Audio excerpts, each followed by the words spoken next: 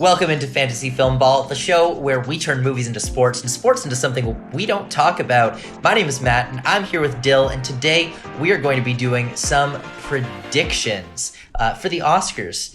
And here we always do, you take one category, I take another category, and then we do Best Picture. And so this week, we're going to be doing, I'm going to be taking Best Director, and Dylan, you're going to be taking Best Supporting Actor, as this is the week of the Fabelmans, and we're talking about some things that have shifted in that race right here. So I'll kick things off with Best Director. How's that sound? I think that's what's most important here, because that's the one that we both think Spielberg probably has his best chance to win. Perfect. So, yeah, okay, let's talk director. You said it right there. Spielberg does have the best chance to win. No matter what I think about anything else with the Fabelmans, again, I really love this film. I really, really love the Fabelmans, but I don't think it's winning Best Picture. Now, I do think that it's winning Best Director right here. So Steven Spielberg is my number one, and I think he's number one by a wide margin. I don't see who else can catch up at this point. But let's talk about who else could catch up. Number two, I've got Todd Field in Tar. And I think that he is just so clearly the director's pick right here. He is so clearly someone that the director's branch is going to go for and is going to shower with love. After that, I have Sarah Polley for Women Talking. And Sarah Polley at number three right here. I don't see a world where she doesn't get nominated, mostly just because I don't see the Academy ever going down the optics again of not having a woman nominated in this. The Academy doesn't decide by committee, but I still think that voters will be conscious of their decisions and be conscious to pick a woman in the field, no matter what. And Sarah Polley is incredibly deserving. Her direction is fantastic. At number four, Daniels. I really want to see them start to win some directing prizes at critics groups. I want to see them starting to win some directing prizes at other indie awards. This week, we saw Daniels pick up some very, very strong awards from the Gothams. But we didn't see them getting a directing. We didn't see them specifically getting lauded for their writing or direction. And, that has me a little bit worried. And number five, I've got Martin McDonagh in The Banshees of Inisherin. So that's my top five. But outside that, what is right on the periphery? Number six, I've got Joseph Kosinski, Top Gun Maverick. This is something that I was a naysayer of until I watched the film again. And I'm going to be honest right now, I see a world where at the very end of this year, The Fabelmans is not top two. I can see a world where the final two on Oscar night is Everything Ever All at Once and Top Gun Maverick going head to head. I think that is a distinct possibility. And if that's the case, Joseph Kosinski can be top five. Maybe Joseph Kosinski could even be the one to topple Steven Spielberg. That is a ridiculous prediction to make right now, so I'm not going to make it. I'm just saying that I can see a world where that happens because there's so much going on with that film in terms of spectacle. And I can see this going very, very far. Now, another spectacle director that we've got right here. Number seven, I've got James Cameron for Avatar, The Way of Water. And with James Cameron here, I mean, I've said the thing about Denis Villeneuve, but James Cameron is not Denis Villeneuve. He is James Cameron. And James Cameron has been in the news this week with some fantastically bold statements. Like when he said that it's okay to take a bathroom break at any point in Avatar: The Way of Water because you can catch the scene again the next time you buy a ticket to see the movie. Move. Such a bold statement, and I love it. Or when he said that he doesn't care about people saying that Avatar has no cultural impact because it's an irrelevant argument. Fantastic. I love it. I love it. Yeah, James Cameron.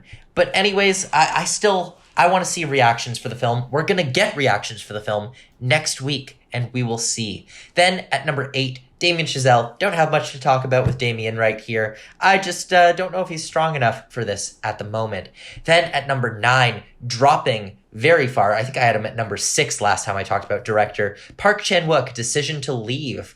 If Park Chan-wook was a legitimate contender for Best Director, I think he would have gotten something from New York Film Critics Circle. Something, anything. And then finally, rounding out the 10, I've got Alejandro Gonzalez Iñárritu for Bardo. I don't see this happening, but again, I'm just going to lay the possibility out there. There's a lot of directors within the Academy that really, really love Bardo. They could push this to that. I don't think it'll happen, but it could happen. And then, just one last possibility. There is a world where SS Rajamouli can coast off of some director's love from critics groups. He got it from New York Film Critics Circle today. There's a world where he could pick up steam within the industry saying, we love this guy. We love what he's doing. He's not doing anything like we're doing it here in Hollywood. Let's give him some recognition. I don't think it'll happen, but I think I should at least mention it. So that's what I've got going down right now. Do you have any thoughts about this list in general? I saw you really nodding when I was talking about Joseph Kosinski right there. I'm just glad I'm not alone in this. I've been on if Maverick's a real player, why can't he come along? The reason why people love this movie is for its cinematography. And as I mentioned before, a lot of people pair director and cinematography together. And do I think he will get at the end of the day? I don't think so. But if a Martin McDonagh misses, or if a Daniels misses, or in my case, a James Cameron misses, there's an open slot. And if Cameron misses, or Daniels, that's a spectacle slot. And who is really doing spectacle this year? Maverick is. And if Maverick's a for real player, as you and I both think it is for the Globes and here for the Oscars, it's probably in there. I like your lineup as well. My main question was going to be, what would it take for Cameron to get into your 5? But you just said it would be reactions, which we get very soon. Yep, absolutely. Absolutely. We're getting those reactions on December 6th. We're getting them in 4 days from when we're recording this. And when we release this video, the reactions will have been out for a couple of days already. So this might be horrifically outdated at this point. It won't. James Cameron, Avatar, Best Picture nomination, Best Director nomination, Avatar sweep is on the way. I guess so. Well, we'll have to see if that goes down. But anyways, you're going to be talking about supporting actor. So let's toss it right over to you. Let's hear, what are you thinking for supporting actor this week? So I'm going to list off some people who I think are in the hunt, but they aren't in my 5. I have Mark Rylance in Bones and All, Brian Tyree Henry for Causeway, Tom Hanks in Elvis, and Brad Pitt for Babylon. These are some people who I think could pop up here and there, but do I think they get at the end of the day? I don't think so, but I think these are people who will get at least one nomination along the way for the Oscars. Then we have, this is a weird category supporting actor, is my number 5 slot is The Fabelmans Push. I think it should be Hirsch, but there's a lot of people out there predicting Dano. One of them's going to get it if The Fabelmans is for real, which it seems like it's for real, and all the people saying, oh, Fabelmans doesn't need an supporting acting nomination, it's still going to win Best Picture. No, even if it doesn't win Best Picture, it's going to get a supporting actor nomination. It's just, who does it get? That's the real question. Because there's a time where people thought Fabelmans was getting 2. There's another movie getting 2, and that's The Banshees of Inisherin. Because Barry Keoghan and Brendan Gleeson both feel good for nominations. This movie is just connecting with so many people. Did it connect with me? No. But it's connecting with everyone else. And we saw today with those awards from the New York Film Critics Circle, it won 2 big awards, and that love is going to carry. This is a movie that is going to be a consistent number 3, a number 4 on everyone's preferential ballot, and it's on a coast, kind of like Power of the Dog did last year, overperforming on nomination morning. That's my prediction this year, at least at this moment, is going to be Banshees, where it pops up for 2 supporting actors. It could get a score nomination, maybe a cinematography. Editing could be in there, in addition to the screenplay, supporting actress, lead actor, director, and picture. That brings us to our top 2. Number 2 is Ben Whishaw for Women Talking. Almost everyone who has seen this movie has said he's really good in it. I haven't seen anyone say he should win, but he's pretty solid in there for a nomination. The reason why he's above Gleeson is I could see a world where Gleeson could slip a little bit at the end. Wishaw seems pretty safe to get in there. But my number 1, the sweeper of the season, this year's Coda and Troy Kotzer, Ke Kwan, Everything Everywhere All at Once. I don't want to bag it and tag it quite yet, but it seems pretty locked up. Okay, I like where you're going with a lot of this, but here's my thing. I can't think of the last time we got 2 double nominations, because I still think that we're getting a double nomination in supporting actress with Women Talking. So I don't see Banshees doing it here. I don't see Fabelmans doing it here. Especially, personally, I'm going to say I don't see Barry Keoghan getting in. at this point.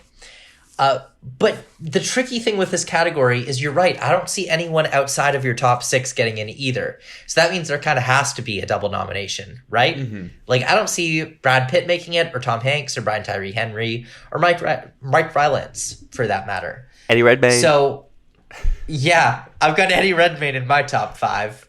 At this point, I think Eddie Redmayne is the Ben Affleck in The Tender Bar, or the Jared Leto in The Little Things of the season. I think he's going to continue to pop up as a spoiler, but I think that this lineup is weak enough this year that I think he can make it in. I think he can I-can't his way to a nomination. That would be something. I don't know. But yeah. It sure would, but I don't know. I mean, I like your lineup. I think your lineup's right. But like Barry Keoghan just isn't speaking to me for this category right now. My case for Keoghan is I'm not saying everyone, but a lot of the pundits who I've seen who love Banshees, they say, yeah, Brendan Gleeson's good, but I prefer Keoghan. Kind of the same case a lot of people make for some other movies in the race this season or in past seasons, where it's like, oh, I like this actor, but the other one, this should be the one. And then it turns out the other one's the one who gets it. That's why I think there is a chance where Gleeson could slip and Keoghan becomes the one. But I think they both get in. But that'd be wild. It would be wild. I guess I can see that happening, but it's wild. And I don't know, Barry Keoghan didn't do it for me in that movie. Like, he's funny, but like, I don't see it. I don't see it. Well, we know my thoughts on Banshees, so I wouldn't have either of them here. But yeah, I just can't really see anyone else, because even just going to Gold Derby and scrolling, the other people who are under 100-1 odds that we don't have in this top 5, top 6 that we're talking about are Brad Pitt, Tyree Henry, Redmayne, Hanks, and that's it for under 100-1. And then you get Rylance, Mikael Ward, Woody Harrelson, Ben Foster for Emancipation. Like, no, that's not going to happen. That's why I said if Ray Fiennes, they put him in supporting, I could see a case, but they're campaigning him in lead, so no case. But yeah, that's my supporting lineup. It's one that I think won't have much fluctuation throughout the season like the supporting actress lineup will have. But that's a discussion for another day. Do you have any last comments before we get out of here? I don't. So, I mean, normally we would do a Best Picture lineup at the very end of this episode. Normally we would do that. But that said, Dylan, you're up for doing this. And we know you're going to put Avatar at the very top. You've been putting Avatar at the very top all year long. And I think it might actually be best to hold off until next week, because you've been saying all year long Avatar is staying number 1 until people have seen it, until you know whether it's happening or not. So next week, we're going to come back and we're going to dive deep into Avatar's Best Picture chances, because next week is the make or break of whether Avatar can make it. And again, this is going to sound ridiculous because this episode is going to be playing on YouTube. If you're listening on Spotify or Apple Music, you'll be hearing this before Avatar has premiered. But if you're on YouTube, you will be hearing it a little bit afterwards. It'll be the day of, actually. December 6th. It'll be the day of? Is next Friday, and that's when this comes out. Okay, well, awesome. At that point, then, you will know whether or not Avatar is good or not. So let us know in the comments. We'll be talking about that next week, about Avatar and its chances and everything. So we won't bore you with talking about Avatar now before it's relevant. But anyways, thank you so much for joining us for this week's episode of Fantasy Filmball. It's been so great having you here. And next week, we're going to be talking, like I said, about Avatar. As well, we're going to be talking about Emancipation, about The Whale, and doing a little draft of the best actor winners of all time. And we can't wait to see you guys there. Thank you so much for joining us. As always, my name is Matt. And my name is Dyl, and this is Fantasy Filmball.